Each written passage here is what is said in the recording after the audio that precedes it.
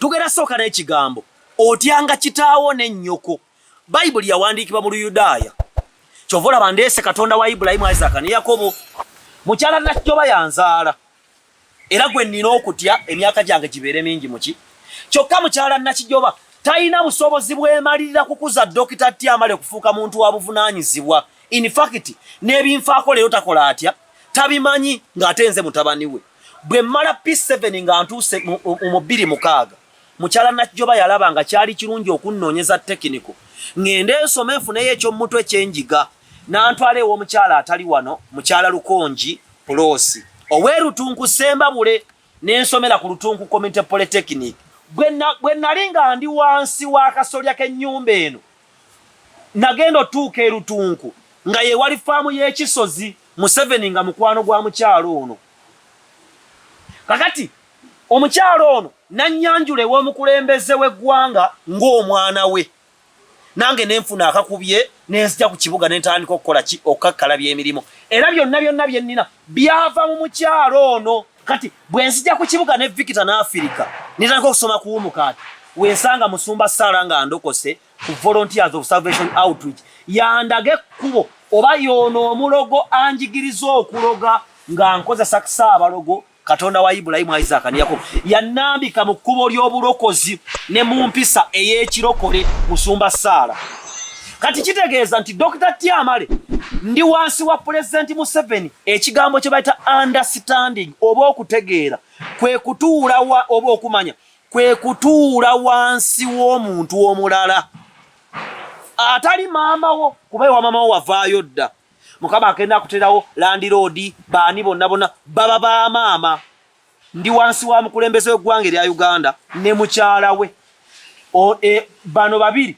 olwaleero be bayita ba excellence ndi wansi wa Bebekulu ndi wansi wa Sudiru ndi wansi wa muganda wange era mukulu wange Eddie Kenzo omukulembeze w'eggwanga n'akiraba nga kirungi nnyo ono Yoweri Kaguta Museveni najja nkasuke wa Doni Wanyama olwaliro nkola wa Doni Wanyama nga CEO wa Vision Group era nawe waliwo obukulembeze ku Vision Group nentuula wansi wa Maama Kadaaga nentuula mu kibuga ekikulemberwa omuloodi Ssaalongo Lukwago ate mu kibuga ono kyakulembera mwe muli ne parliament zaake mwakola atya ekitegeeza nti ne President Museveni bwe tugoberera amateeka g'obuyinza abeera ali wansi wa Lukwago mu kibuga kubanga Lukwago yatwala ekibuga Kampala ne tusembyayo omukyala Maama Nabbanja kati bano bonna sisobola lunaku na lumu kukeera kuvuma zaake kubanga honorable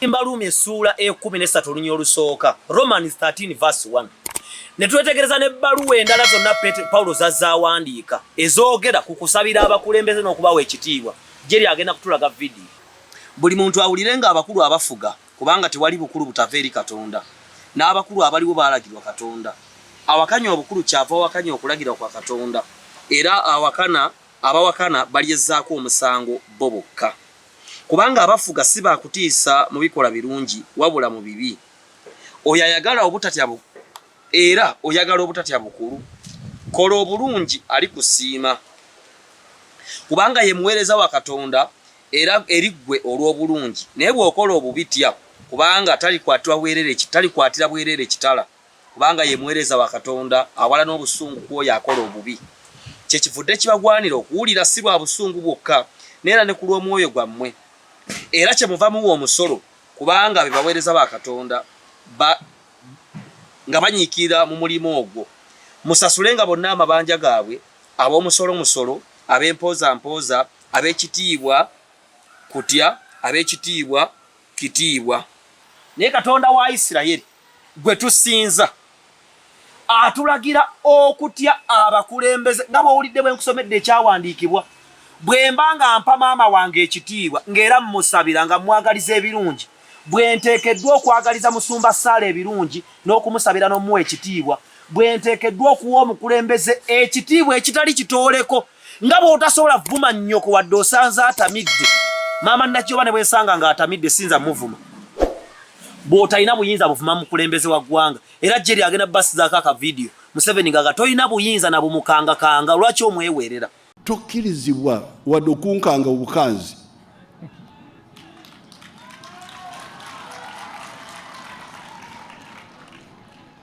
Oba okuneewerera.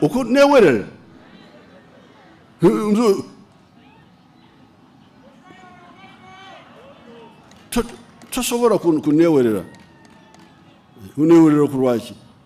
Otya. Obwo obuyinza abujjawa. Oteekeddwa okwagala omukulembeze n'okumusabira ne mukyala we. Oteekeddwa okusabira abagagga Katonda baayimusizza mu ggwanga. Bwe tusaba nti tuwe emmere yaffe eya leero.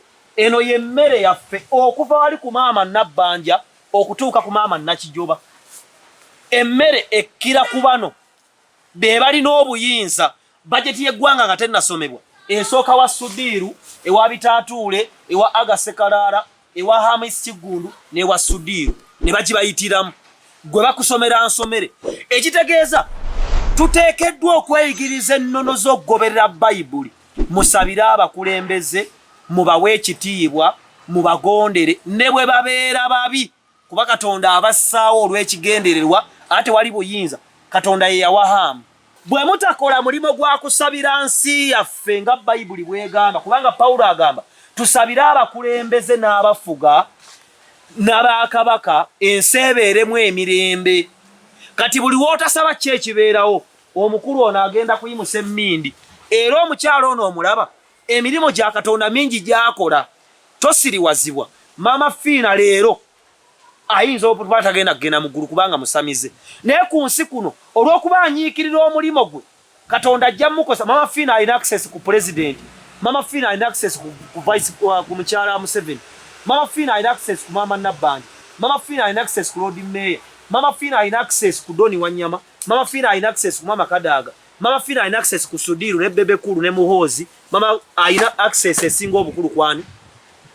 Kati Katonda wa Ibulayimu ye aliwo gwakozesa. Kati Maama Fiina yafuuwa emmindi n'akuma mu byoto. Abalokole tebaagala kusaba, n'abeeyita abakristaayo tebasaba, tebasiiba. Abasamize basiiba, abasamize basaddaaka. Abeeyita abakristaayo tebawaayo, tebasaba, tebasiiba. Babakaneze Museveni musabira ntya. Yatobba n'akalu. Ne bw'aba yakubba kasitalayire Kololo. Museveni gyo yabadde e Dubai. Yagenze na Miss Kigundu. Miss Kigundu jeri agenda tulaga ka video. Nayimuka n'ayogera boldly about Uganda. Now I'm currently putting up a stadium for approximately $200 billion. I'm putting up 500 houses in Uganda, and now I'm moving into agro-processing and value addition. So if I can make it in Uganda to almost close to $1 billion company right now, that is my company, Ham Group of Companies. Uganda has the opportunities for you to make money for as long as you come with sufficient capital. Right now, Uganda has a population of approximately 45 million Ugandans, out of which, from the time the NRM regime came into power, only 15 million. That means 80% of the current population are young and energetic. Naye Miss Kigundu yalaze abazungu nti tulina agro processing, tulina business etuwa abantu, tulina emirembe, mujje musige ssente, mufunemu, naffe tukole tutya. Kati mu rankings za Katonda, bano bonna nga bw'obalaba otyanga kitaawo n'ennyoko emyaka gyo, abo bonna bamaama. Wali wembuuse space wano, omukyalo ono eyantwala maama n'antwala wano, ono yalidinga ekkubo lyange, buli gwendabye wansi w'enjuba yatandika lwakuba omukyalo ono yanzikiriza okubeera ewuwe Museveni we yandabira. Singa Museveni teyampeerera, temwandindabye, singa Hamu tannyambyeko. So ensonga yange njissa, eggwanga lyaffe mwagala okukulaako, mulekeraawo okunenya Museveni bimulemye, eggwanga limulemye, gwe nga bikulemye. Relationship wakava mwezi abasajja nga bakulekawo banga abakazi, oba family yamwe gitunuulire entabukatabuka eziriyo, oba zibirira booto ogambe maama wange yakola ki oba taata wange. Maama Nakijoba singa musumba Sala tannyamba kunsabira, kunyweza, kunjigiriza Katonda, mbeera kisassala ne maama agenda kunfiiro. Katokuliriza nnyo maama nga totegedde bujjuvu bwa kigambo maama, kyokka nnyongera okubanyiza kubanga temugenda bikkiriza. Any person who wants to stand, you have to first sit down under. Bannayuganda abamu ekibabonyaabonya, you don't want to sit under the leadership of President Museveni. Ono omulaba ng'omuzeeyi, ne bw'omuvumira mu njuuyo, Katonda akulaba ajja kukolimira. ono mulabanga omuzeeyi aba batutama Abanyarwanda batufuza emyaka bingi eye kitaawo Omuganda akoze eki akahaamu katubba balabe sente za Muhoozi naawe genda bazikuwe.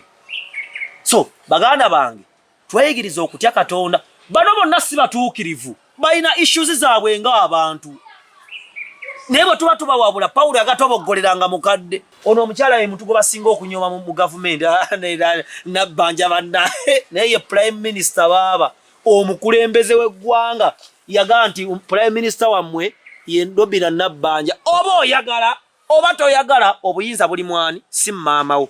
So maama wange bingi byatali kyokka bwe nali nzaalibwa portion y'obulamu bwange yalimu bano bonna era bwe mbagondera obulungi obulamu bwange bujja kwongera okubeera obw'omuto mubeere bulungi.